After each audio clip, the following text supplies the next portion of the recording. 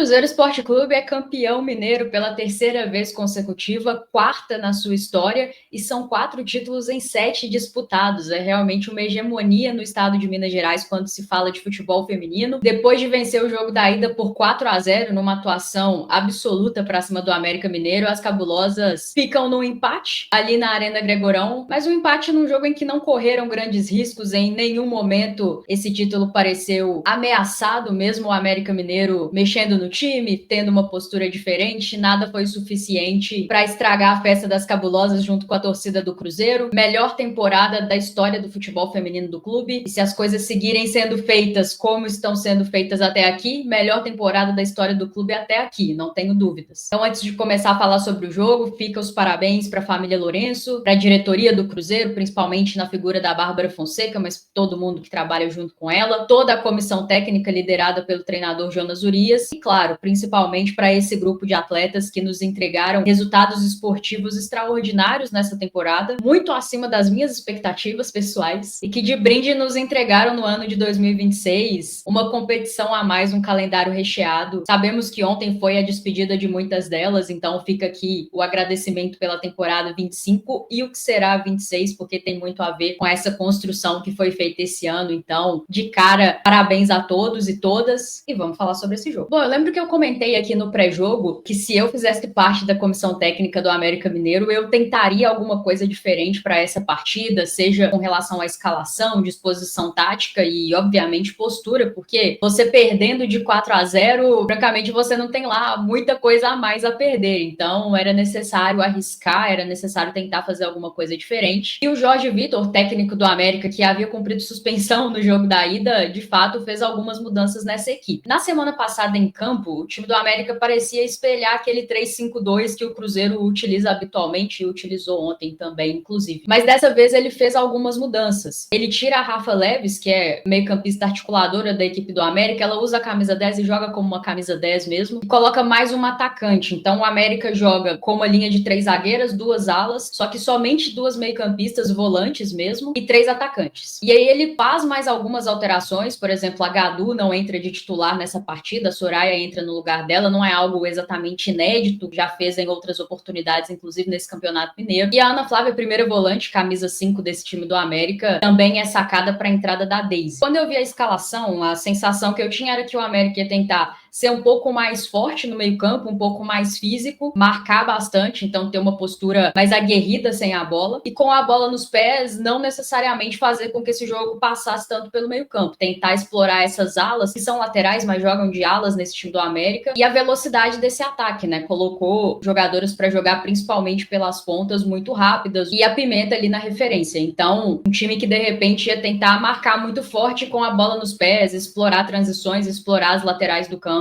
para tentar nos agredir. E eu até acho que a primeira parte dessa linha de raciocínio estava correta, e a gente viu em campo um time do América que, principalmente nos primeiros 8, 10 minutos, estava marcando muito forte, assim, numa rotação muito alta, e o tempo todo parando as jogadas do Cruzeiro com faltas, o que, assim, eu particularmente acho que tá certo, tá? Em especial quando você joga contra um time tão talentoso, você não pode deixar esse time avançar e de vez em quando tem que parar com falta. Mas é muito difícil manter isso durante os 90 minutos, né? Até por uma questão de cartões amarelos e tal, você precisa em algum momento saber dosar. E acho que depois ali dos 10 minutos, o América não tinha lá o mesmo ímpeto sem a bola. Mas a segunda parte, com a bola nos pés, explorar essas transições, na realidade a gente viu muito pouco disso do América durante o primeiro tempo, principalmente. Inclusive os gols do América saem de lances que pouco tem a ver com isso, né? E aí, se você analisar o primeiro tempo, as principais chances de gols, as chances mais claras, são todas do Cruzeiro. Inclusive, a Taluane tem que trabalhar muito mais no primeiro tempo do que a Camila. É bem verdade que o Cruzeiro não teve o mesmo volume, assim, de oportunidades, de gols que teve, por exemplo, no primeiro jogo, no jogo da semana passada. E aí é impossível não falar do gramado, das dimensões do campo, foram coisas que o Jonas falou na coletiva na semana passada depois do jogo, e fica muito claro, né, a diferença do Cruzeiro jogando no Independência e jogando na Arena Gregorão. Para uma equipe que treina o ano inteiro nos campos ali da Toca 1, gramados excelentes, dimensões oficiais. A gente conseguiu ver muito bem a diferença, né, de como essa equipe desempenha num campo como o da Arena Independência, mais próximo daquilo que elas treinam durante a semana e o ano, e um campo como o da Arena Gregorão, que é até um bom gramado, principalmente se comparado a outros do futebol feminino, onde elas tiveram que jogar ao longo da temporada, mas é um campo que não tem as dimensões oficiais e fica claro que isso faz diferença. Mas mesmo não tendo sido o mesmo volume ofensivo da semana passada, as principais finalizações foram do Cruzeiro, foi o time que conseguiu melhor finalizar suas jogadas, colocar a goleira adversária para trabalhar. Acho que pecou um pouquinho ali nas tomadas de decisão, alguns gestos técnicos, o tal do último passe, né? Mas sem dúvidas era a equipe mais perigosa durante o primeiro tempo e não à toa abre o placar, explorando de repente uma fragilidade na transição defensiva do América Mineiro, né? Aliás, me lembrou muito um dos gols da Lelê na semana passada, porque é um desarme ali no campo de defesa e numa transição muito rápida o Cruzeiro encontra a própria Lelê de novo para marcar o gol. Dessa vez, a Isa Haas, né, que se antecipa ali na área, dá essa bola na Bianca e a Bianca ainda no campo de defesa, né, ali pelo lado esquerdo, vai avançando. Tinha 5 jogadoras do América contra a Bianca e a Lelê e ainda assim a Lelê se posiciona muito bem no segundo pau, dá para ver ela pedindo a bola e a Bianca, como sempre, muita qualidade para colocar essa bola para a Lelê em condições de finalizar. Não parecia ser uma finalização fácil, tá? Pouco ângulo ali, mas ela, como sempre, né,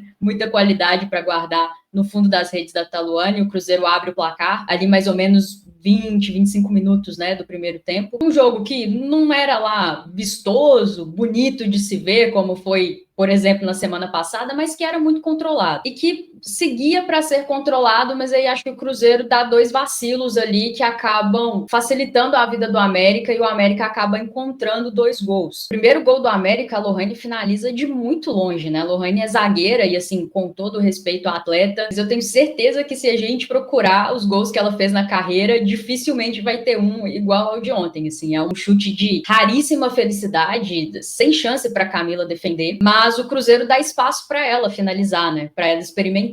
E aí, a Lelé que estava mais próxima, mas acaba não fazendo um movimento ali de bloquear o chute ou de pelo menos tentar atrapalhar alguma ação dela, fechar a linha de passe. E aí ela resolve experimentar e encontra um chute, assim, incrível, né? Indefensável, o América chega ao empate. E na reta final, o América tem um pênalti, que foi pênalti mesmo, eu tava bem perto na hora desse lance. Inclusive, não precisava, tinha muita gente do Cruzeiro na área, acho que a Paloma se precipitou ali na abordagem, mas era um América que já vinha ao longo do primeiro tempo explorando bastante o seu lado esquerdo do ataque, o lado direito da defesa do Cruzeiro, em cima ali da Miriam e da Paloma. Inclusive a Arias, que entrou no lugar da Rafa Leves nessa partida, é que estava jogando majoritariamente por ali, na ponta esquerda, em outros momentos a Soraya caindo por ali também, e aí sai o pênalti já no finalzinho, acho que era um pênalti desnecessário, dava para tentar inibir de outra forma essa jogada, mas a Paloma acaba cometendo o pênalti, muito bem batido, né, muito bem convertido, e o América encerra o primeiro tempo vencendo por um placar muito longe daquilo que precisava para levar a partida para os pênaltis, né? E apesar do resultado, não acho que foi um América que conseguiu produzir assim um grande volume de oportunidades de gols. Entendo que mais uma vez alguns vacilos ali do Cruzeiro é que fazem com que o adversário consiga marcar. Faz parte, né? No futebol, se ninguém errar, todos os jogos terminam 0-0. Os erros fazem parte. É claro que é preciso minimizá-los, tem algumas questões, alguns comportamentos ali que podem ser ajustados para evitar algumas oportunidades de gols como essas, principalmente do primeiro gol ali do América Mineiro,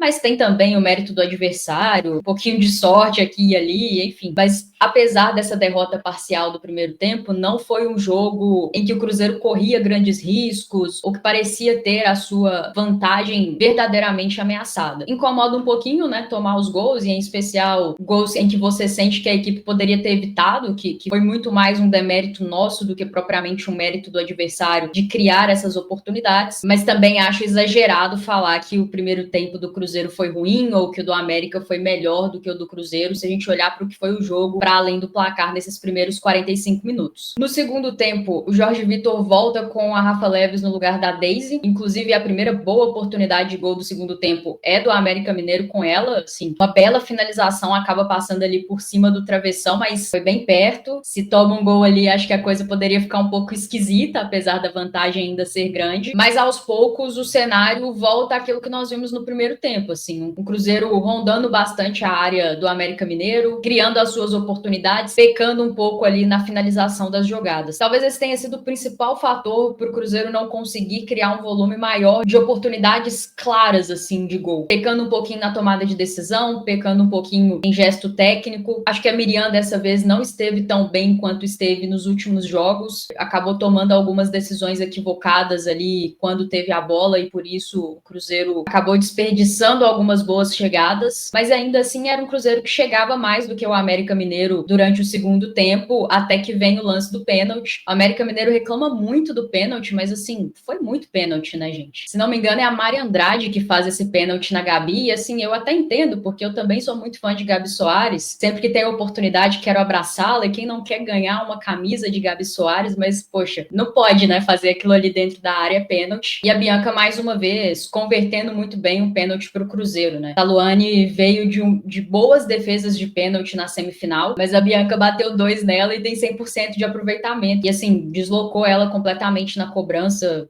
muito, muito bem feita, para ampliar ainda mais a vantagem do Cruzeiro. 6-2 é muita coisa, né? Em especial numa final de campeonato, duas equipes de Série A1. E ali realmente é a pá de cal no time do América Mineiro. Fica muito difícil de conseguir fazer qualquer coisa, precisando de 4 gols em cerca de 30 minutos para levar para os pênaltis.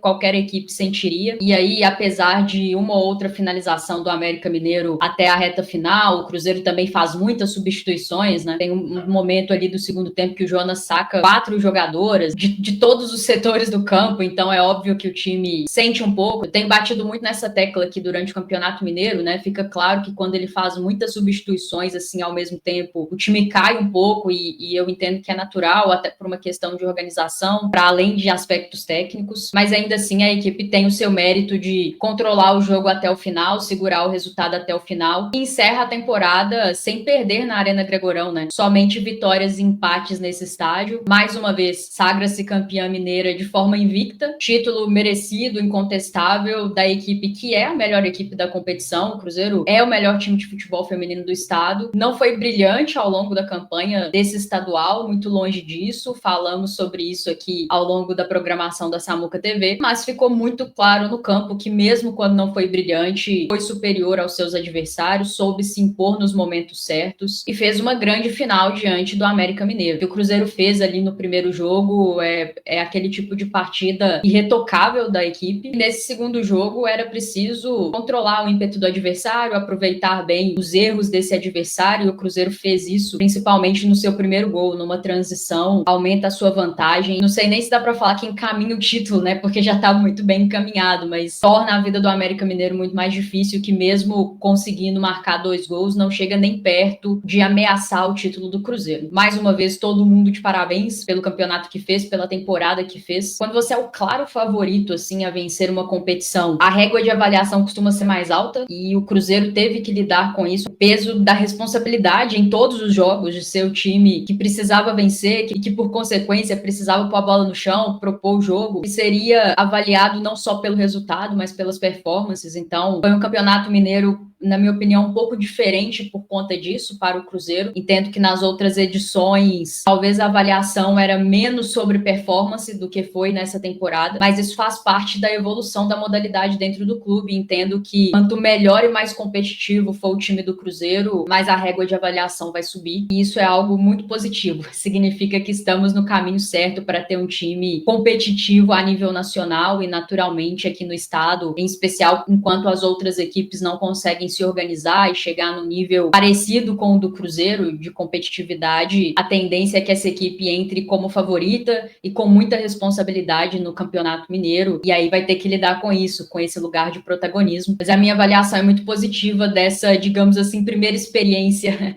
lidando com um nível de pressão mais alto e de uma régua de avaliação mais alta. Apesar de não ter sido brilhante em todos os jogos da competição, fez o que precisava fazer e principalmente nessa final deu a resposta em campo. A atuação do Cruzeiro, em especial na semana passada, é irretocável e ontem fechou com chave de ouro diante do seu torcedor, que lotou ali as arquibancadas da Arena Gregorão, né? Todos os ingressos disponibilizados foram vendidos, pelo que me foi passado. Então, parabéns mais uma vez ao torcedor que compareceu. O torcedor do Cruzeiro fez muita diferença ao longo dessa temporada. O torcedor do Cruzeiro é muito diferente dos outros, em especial quando se fala de futebol feminino. Nós temos uma cultura de apoio ali na arquibancada que não se vê em outros lugares. Então, parabéns mais uma vez ao torcedor do Cruzeiro que se fez presente e fez mais uma linda festa antes, durante e depois do jogo para celebrar junto desse time não só o título mineiro, que é muito importante, a construção de uma hegemonia dentro do estado, na minha opinião, é muito importante. O futebol, ele é uma gangorra e você precisa aproveitar quando você tá bem, e hoje o Cruzeiro tá bem, tá melhor do que os seus adversários, então é preciso aproveitar essa oportunidade e levantar o máximo de taças possível. Mas acho que a celebração foi da temporada inteira, né, de tudo aquilo que essa equipe conquistou, e também uma despedida, um agradecimento àquelas jogadoras que estão nesse elenco e que não estarão no ano que vem por motivos diversos, e aí em breve começam a sair as notícias, né, das jogadoras que não vão ficar, também das contratações, mas todos nós sabemos que tem uma turma ali com muita história dentro do clube, com muitos anos de Cruzeiro e que vai encerrar o seu ciclo agora em 2025. Outras jogadoras que não têm tanto tempo assim de clube, mas que são muito especiais para o torcedor e que foram muito importantes nessa temporada e também não devem começar 2026 aqui no Cruzeiro. Então foi também uma oportunidade de se despedir e agradecer a essas atletas tão importantes para o clube. O Cruzeiro está construindo a sua história no futebol feminino. Não tenho dúvidas que, se o trabalho seguir sendo bem feito, em breve terá taças muito relevantes na sua galeria para mostrar. Mas enquanto essas taças não vêm, a gente consegue observar com muita clareza quem são as pessoas construindo essa história e pavimentando esse caminho, né? Fora de campo e em especial dentro de campo, como eu sempre digo, quem faz as coisas acontecerem no futebol são os atletas, são as atletas, são elas que entram em campo e carregam a maior responsabilidade de executar aquilo que é treinado, planejado, e obviamente fica o sentimento de muita gratidão a todas aquelas que fizeram com que não só essa temporada fosse possível, mas toda essa construção de 2019 para cá e em especial de 2022 para cá, que é quando o clube muda a sua mentalidade para com o futebol feminino ali, depois que se torna SAF, com a gestão do Ronaldo, posteriormente uma continuidade com a gestão do Pedro Lourenço. Uma ótima oportunidade para o torcedor se despedir da temporada, agradecer a essas jogadoras, agradecer a essa comissão técnica, a diretoria, Pedro Lourenço, família Lourenço, né? E agora fica a expectativa para 2026, que até aqui será a maior temporada da história do Cruzeiro de garotas. Brasileirão, Copa do Brasil, Libertadores. Vamos conhecer o calendário amanhã, segunda-feira. A CBF vai divulgar e fica a expectativa para que seja um ano tão especial quanto foi 2025. Me despeço por enquanto dos vídeos aqui na Samuca TV específicos a respeito do Cruzeiro de garotas, mas para você que se interessa pelo assunto e que quer seguir antenado nesse período aí de férias, daqui a pouquinho pré-temporada, siga lá o meu canal, Rafaela Cruzeiro de Garotas. Pretendo trazer lá